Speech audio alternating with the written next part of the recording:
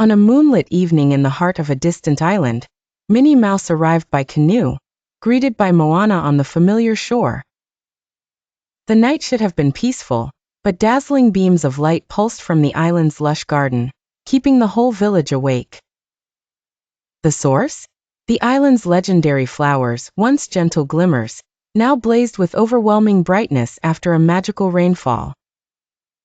Moana led Minnie past swaying palms toward the garden. Each blossom shivered as it glowed, seeming restless, almost anxious. Minnie knelt beside a cluster of bright, trembling petals, touching them with comforting care. "The flowers are scared," she whispered. Moana nodded, understanding the island's spirits well. They absorbed too much starlight. Now they can't calm down. Together, Minnie and Moana gathered seashells, cool river stones, and gentle palm leaves.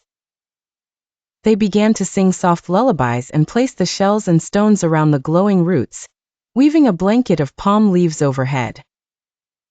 The flowers slowly faded to a gentle sparkle, responding to the soothing melodies.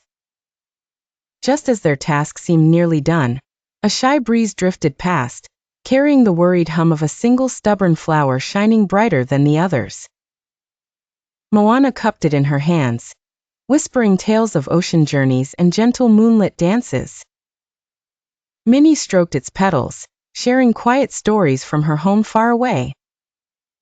Gradually, the last flower's glow mellowed. The garden settled into a serene, silvery twinkle, the restless lights now peaceful pearls among the green.